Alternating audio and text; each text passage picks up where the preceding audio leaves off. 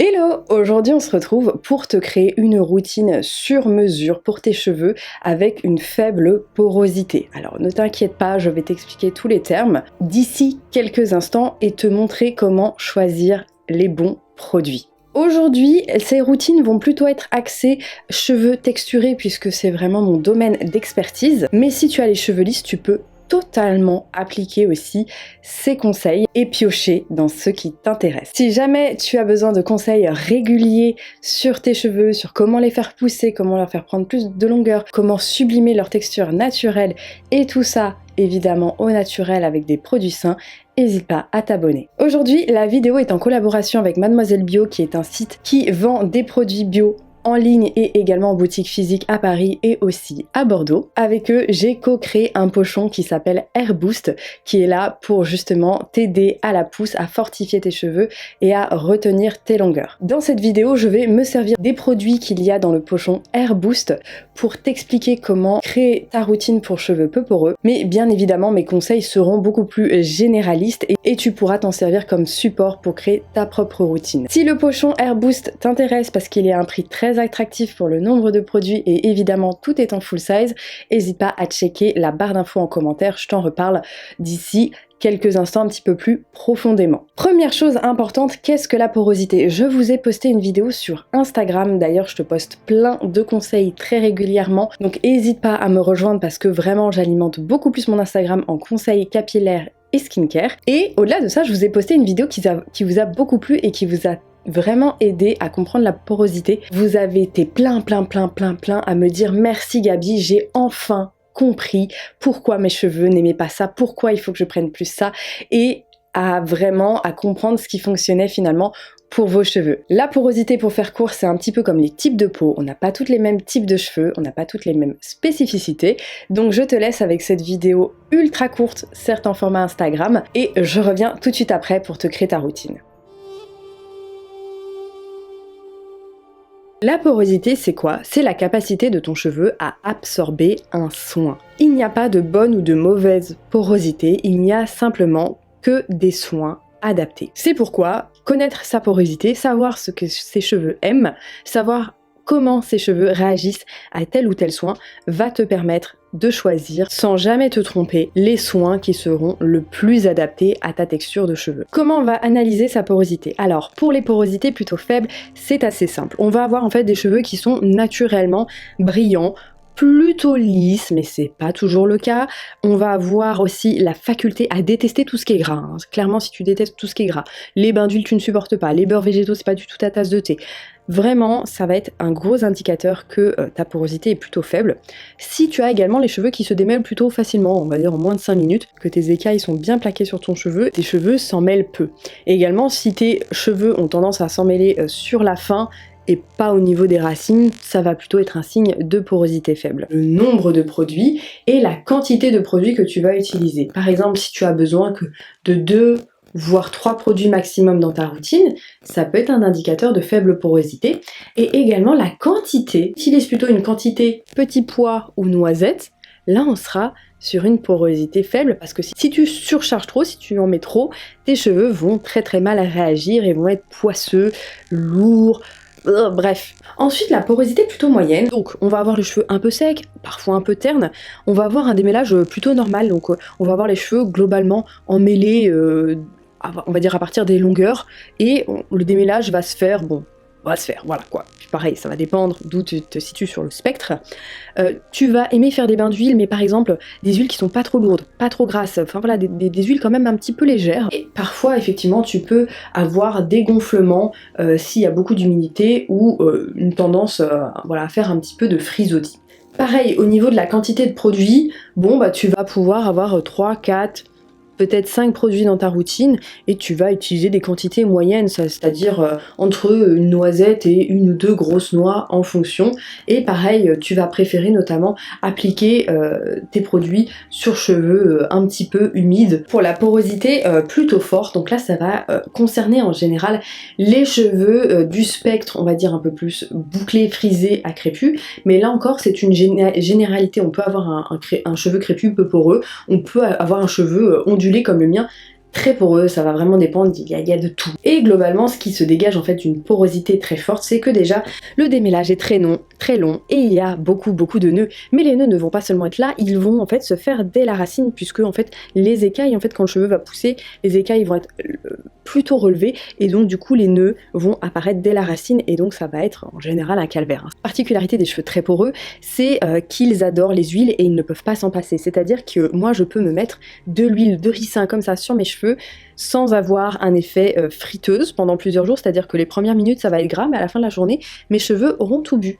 Et pourquoi ça? Le cheveu très poreux a du coup les écailles plus ouvertes, et donc il va en fait aimer les huiles, parce que les huiles vont le rendre hydrophobe, et donc du coup il y aura moins de gonflement, moins d'humidité, moins de frisottis, bref ce genre de choses. Il a très peu de brillance, enfin c'est très difficile pour lui, tu vas le sentir très sec en fait. Évidemment le cheveu très poreux peut utiliser une multitude de produits, de 5 à 8 produits sur une même routine. En plus de ça, d'utiliser des très grosses quantité, donc là on va plutôt être sur 3 mois, et évidemment gonflement intempestif. Donc j'espère que tu as un petit peu mieux compris le concept de porosité et où tu te situes sur l'échelle de la porosité pour choisir comme il se doit tes soins, qui d'ailleurs seront désormais illustrés en fonction des besoins avec ces 3 petits icônes, parce que du coup je me suis rendu compte qu'il y avait beaucoup de personnes qui comprenaient pas que j'avais les cheveux très poreux et que c'était peut-être pas leur cas, et donc c'est pourquoi j'ai créé ces petits logos pour vous aider à choisir vos produits au mieux.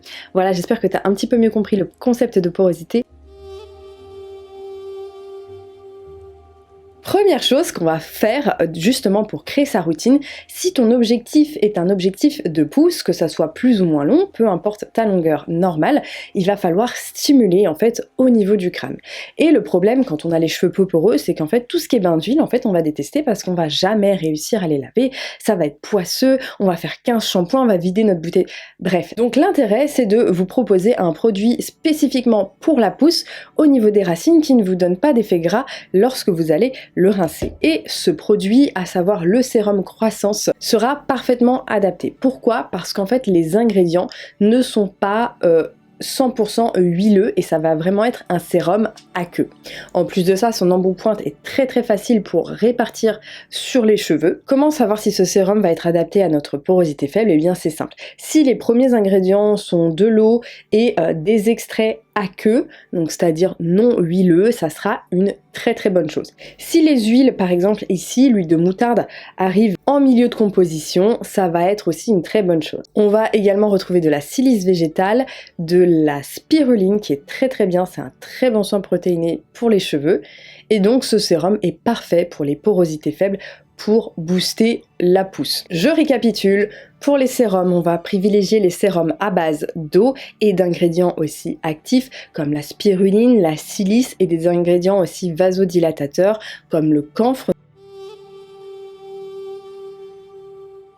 Maintenant, niveau shampoing, les faibles porosités vont généralement détester les shampoings avec une grosse dose de glycérine ou d'huile à l'intérieur. On va préférer des shampoings, on va dire, plus décapants, entre guillemets, c'est-à-dire qui vont avoir un très bon pouvoir lavant, un bon pouvoir volumisant aussi, parce que certains cheveux sont des cheveux avec une faible densité et donc vont chercher en fait ce volume, et donc on va plutôt privilégier des shampoings avec un petit peu plus de tensioactifs que les porosités très fortes qui ne supportent pas justement d'être entre guillemets agressé comme ça, parce que c'est comme ça, on choisit pas on choisit pas le type de cheveux qu'on a. Notamment ce shampoing, il va être parfait pour les faibles porosités et pour les porosités notamment plus fortes, parce que moi je l'aime beaucoup en shampoing clarifiant, et pour son prix vraiment il est ultra attractif, et surtout il va être en fait dans la continuité du sérum, c'est-à-dire qu'il va être composé d'huile de moutarde, de spiruline, de silice végétale, également du camphre et du menthol pour continuer à stimuler la vasodilatation au niveau des cheveux. Et bien entendu, si tu souhaites faire une petite clarification ou laver les longueurs qui seraient peut-être un peu trop poisseuses, eh bien il va clairement faire le job, parce que au niveau de la composition, on va retrouver en fait des tensioactifs doux mais qui ont quand même un très très bon pouvoir lavant, comme la cocamidopropyl bétaine. L'avantage, c'est qu'en plus de ça, on peut le laisser poser quelques instants sur notre cuir chevelu, notamment si on a peut-être besoin de récurer notre douche. Bref, ça peut être quelque chose qu'on peut laisser poser 2 minutes, ça va vraiment bien laver. On n'est pas obligé de faire 2 shampoings, je trouve que moi, un shampoing, ça lave bien, 2, ça lave même très très très bien. Là, je l'ai utilisé justement avant de faire cette routine, donc j'ai fait une routine wavy hair. En ce moment, je suis en plein dans les coiffures protectrices parce que l'hiver, là, vraiment, j'ai vraiment du mal à manager mes cheveux bouclés parce qu'avec les manteaux, ça crée en fait beaucoup de frottements et donc beaucoup de nœuds. Clairement, pouvoir tresser facilement mes cheveux et éviter qu'ils s'en mêlent, c'est quelque chose qui est absolument pas négligeable en ce moment, puisque moi, mon but, c'est d'avoir les cheveux très très long. On récapitule pour les shampoings à faible porosité. On va opter pour un shampoing avec pas mal de tensioactifs à l'intérieur. Si on veut stimuler la pousse, comme c'est le cas, on va choisir un shampoing avec des protéines à l'intérieur parce que les protéines en fait vont se fixer comment dire, aux cheveux et donc vont éviter aux cheveux de s'abîmer, même si c'est pas trop le but d'un shampoing, et le fait notamment que dans celui-ci il y ait du camphre, il y ait du menthol, il y ait une huile de moutarde, ça va encore stimuler la pousse et ça va venir renforcer l'effet du sérum. On évite tous les actifs comme la glycérine qui sont parfois extrêmement dosés dans certains shampoings et qui ne conviendront pas aux porosités faibles, qui vont justement graisser, alourdir, enlever du volume. On va aussi éviter tout ce qui est huileux et également tout ce qui est beurre végétaux dans des shampoings. Par exemple, si vous avez une porosité faible, ne choisissez pas un shampoing à l'huile d'argan si l'huile d'argan arrive peut-être juste après la glycérine en 3e ou 4e position, ou par exemple un shampoing au beurre de karité. Bien évidemment, tous les goûts sont dans la nature, ce sont des astuces que je vous donne, ce ne sont pas des règles de vie. Ensuite, on va passer à la catégorie masque et la problématique du cheveu peu poreux. C'est qu'ils ne peuvent absolument pas faire de masque après le shampoing car ça les alourdit trop, ils n'arrivent pas à rincer, bref... c'est ni fait ni à faire. Bon, j'ai un peu sauté les étapes. Vous allez comprendre pourquoi. Vous allez dire, tu mélanges les étapes, Capi, là c'est difficile à suivre. Si vous ne supportez pas les masques après le shampoing, que ça vous fait des cheveux poisseux, mais que malgré tout, vos cheveux sont ternes, vous trouvez que ça manque de vivacité, que vous avez les pointes aussi cassantes, que vous n'arrivez pas à retenir les longueurs et donc que vos cheveux ne poussent pas, l'astuce, ça va être de faire le masque avant le shampoing. Et donc pour ce faire, dans le pochon Air Boost, je vous ai pris le shampoing Nutrition Intense. Et tu vas nous dire, Gabi, nutrition, huile, quel rapport, pourquoi ? Pour la simple et bonne raison qu'il est composé aussi d'acide hyaluronique, et l'acide hyaluronique est un très très très bon humectant, hydratant pour les cheveux. L'avantage de faire un masque avant le shampoing, donc vous humidifiez un tout petit peu vos cheveux, vous prenez la quantité nécessaire de masque et vous venez le répartir sur les longueurs avant le shampoing, pendant la pose du sérum. Ce sérum, vous pouvez le laisser poser 30 minutes minimum, mais moi je vous conseille de le laisser poser toute une nuit avec un petit turban et ça fera justement un boost de pouce sur toute la nuit. Et vous pouvez bien évidemment laisser poser le masque également toute la nuit. Je l'ai fait, j'ai adoré l'effet dans mes cheveux. J'ai fait un pré-poux démêlant, donc ça peut être une astuce pour les cheveux texturés qui me suivent, qui ont du mal à se démêler les cheveux. Vous pouvez utiliser ce masque pour pré-démêler vos cheveux. Et du coup, pour les personnes qui souhaitent démêler leurs cheveux dans la douche, vous allez pouvoir utiliser ce masque en fait finalement comme un après-shampoing, puisque notamment il contient un quartz qui va être extrêmement intéressant pour démêler vos nœuds. Donc c'est extrêmement intéressant pour les personnes qui ont une texture, qui ont du mal à démêler leurs cheveux sans casser. Généralement, lorsqu'on va rechercher quelque chose dans un masque, moi je conseille quand même à ce qu'il y ait un petit peu d'huile dedans. Cependant, on va être sur des huiles, on va dire, plutôt sèche, on va être sur une huile de jojoba qui vraiment imite le sébum, donc on est plutôt bien là en termes d'huile, et de l'huile d'avocat, et également au début on va avoir un extrait de coton. Et ensuite on va retrouver un petit quartz et du sodium hyaluronate, donc l'hydratant de ce masque. Donc je récapitule, comment bien choisir un masque pour les cheveux peu poreux. On va éviter les masques qui sont composés en grande et majeure partie de beurre, de glycérine également, qui peuvent beaucoup alourdir le cheveu. Également les masques où il y a beaucoup de quartz à l'intérieur, ça peut aussi beaucoup alourdir la chevelure et donner un aspect poisseux aux cheveux peu poreux. Privilégiez les masques qui vont être dits hydratants, notamment avec du sodium hyaluronate, qui est beaucoup plus léger que la glycérine notamment, ou alors des masques protéinés avec du hydrolysé protéine. Passons à la suite. Alors, comme on est vraiment dans le topic des cheveux texturés, la difficulté en fait des cheveux texturés, c'est de trouver des leave-in, donc des soins sans rinçage, qui vont définir naturellement leur texture sans plomber toute celle-ci, sans la graisser, sans la poisser. Et là vraiment, c'est quelque chose sur lequel va vraiment falloir vous concentrer, c'est-à-dire le choix des ingrédients. Donc il va falloir effectivement prendre un leave-in plutôt aqueux, parce que l'eau ne pourra jamais graisser votre chevelure, et effectivement on va fuir tout ce qui est, encore une fois, beurre, huile, glycérine, qui vont vraiment alourdir votre cheveu, et encore plus s'il y a des couates. Les couates, ça peut vraiment être très lourd dans un leave-in. Là, vous avez de la chance, j'ai eu le droit de mettre à l'intérieur un produit tout nouveau chez Mademoiselle Bio, qui est une crème de soin boucle définition, donc un leave-in sans rinçage, et que je qualifierais vraiment adapté aux porosités plutôt faibles à moyenne. Et ce que j'ai beaucoup aimé, c'est que je pense très clairement qu'on peut même l'utiliser sur cheveux lisses, finalement, comme une crème sans rinçage, même si celui-ci est quand même un petit peu axé plus hydratation, puisqu'on retrouve de l'acide hyaluronique à l'intérieur. Et par exemple, là, ce qui est intéressant, c'est que dans la composition, donc ça va être en premier composé d'eau, de coco caprilate, donc qui est le coco silicone qu'on retrouve chez d'autres revendeurs, et en fait qui va être très léger, qui va pas alourdir la boucle. Et ensuite on va retrouver une huile de chia qui est quand même assez légère, l'huile de jojoba, un petit peu de texturisant, et également toujours beaucoup d'hydratation avec l'acide hyaluronique contenu à l'intérieur. Petite astuce, si vous le trouvez encore trop lourd pour vos cheveux, personnellement, vous allez me dire Gabi, pourquoi tu le promeus s'il ne te convient pas? Il ne me convient pas pour la simple et bonne raison que j'ai une porosité qui est extrêmement forte, et que quand je souhaite définir mes boucles, eh bien je dois en mettre beaucoup parce que mes cheveux absorbent tellement la quantité de produit.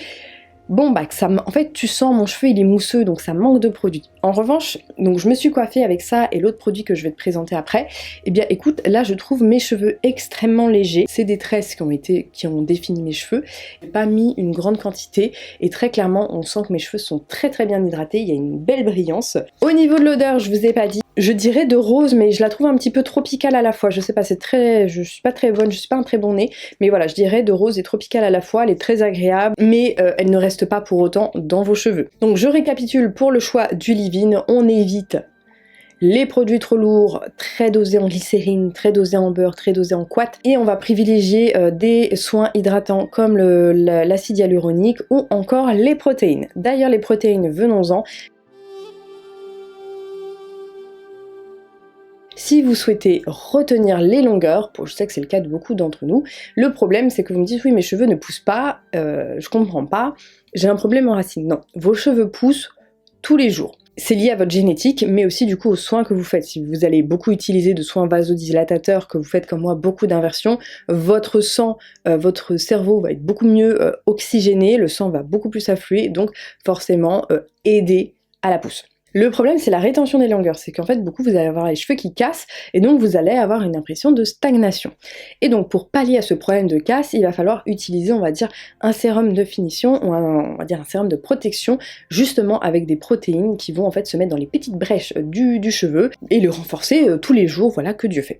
Et là aussi on est sur un nouveau produit que j'aime beaucoup qui est un sérum de soin de protection à la kératine végétale. Donc pour toutes les personnes qui ne souhaitent pas consommer de protéines animales, c'est une très bonne alternative, et l'intérêt c'est que ça va protéger les cheveux de la chaleur, de la mer et du chlore. Alors cependant, je vous déconseillerais en tout point de vous lisser les cheveux avec des plaques avec ce type de soin, quand bien même il contient des protéines. Je vous ai mis les bonnes conduites justement sur mon Instagram pour vous éviter des déconvenues et de casser votre fibre capillaire. Protéger les longueurs, justement, on va utiliser des huiles. Et là, tu vas me dire, ah Gabi, non, mais non, je comprends pas là. L'action des huiles, c'est que ça va enrober la fibre capillaire naturellement et en fait va la protéger des frictions. C'est pourquoi si vous voulez une rétention des longueurs et que de toute façon en général on a toujours tendance à avoir des pointes légèrement plus sèches que cette partie-là, je vous conseille vivement d'utiliser ce type de sérum qui va être en fait beaucoup plus dosé en huile et en protéines.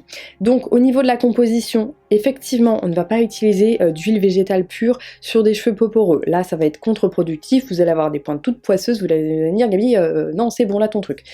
Ce sérum est un sérum en crème, donc c'est un petit peu particulier. En premier, on va être sur de l'eau, une huile d'Abyssinie. Ensuite, on va être sur de l'eau de coco, donc on est encore sur de l'eau. Et des huiles qu'on va appeler estérifiées, en fait, qui tout simplement sont modifiées chimiquement et en fait qui sont beaucoup plus légères. Et donc pour le cheveu peu poreux, c'est parfait. On va également retrouver un tout petit peu d'huile de brocoli qui va gérer les frisottis. Et après, on va retrouver en fait des protéines hydrolysées. On va en retrouver 4 et donc qui vont protéger ainsi les longueurs. Donc je récapitule, pour choisir son sérum quand on a une porosité faible, on va opter pour un sérum avec beaucoup de protéines à l'intérieur. Donc là, il va falloir regarder la composition. Si possible, on va essayer de trouver un sérum crème avec des huiles mélangées, ou alors si on aime les huiles mais pas les huiles trop grasses, je vous conseille de vous tourner vers les huiles estérifiées, donc ça va être du coco cabrylate. Alors certes, c'est un petit peu moins noble que des huiles végétales pures, cependant pour votre porosité, ça sera beaucoup plus adapté parce que vous n'aurez pas en fait cet effet lourd, cet effet gras, cet effet poisseux. Petites astuces si vous avez les cheveux très peu poreux et que si jamais vous achetez les produits et que vous les trouvez malgré tout encore trop lourds, félicitations, c'est que vous avez quand même des cheveux en très bonne santé, hein, je dois vous le dire, mais vous pouvez très bien diluer tous ces produits avec de l'eau, c'est-à-dire que vous allez prélever une petite quantité de produits, vous allez y ajouter une petite quantité d'eau, vous allez mélanger et vous allez voir que tous ces produits, je les ai testés, se diluent bien avec de l'eau et restent et gardent globalement leur texture, et donc ainsi en diluant vos produits, déjà vous les ferez durer beaucoup plus longtemps, donc c'est beaucoup plus économique, et en plus de ça, vos cheveux seront beaucoup plus contents parce qu'ils auront plus d'apport d'eau. Également pour la team spécialement curly hair, ce que je vous conseille quand vous allez coiffer vos cheveux du coup avec la crème et peut-être le sérum, je vous conseille en fait de commencer déjà par le faire sur cheveux totalement trempés, enfin quand même un peu essorés, mais voilà, quand même un petit peu trempés. Vous allez donc appliquer la quantité du coup de la crème de soin pour les boucles.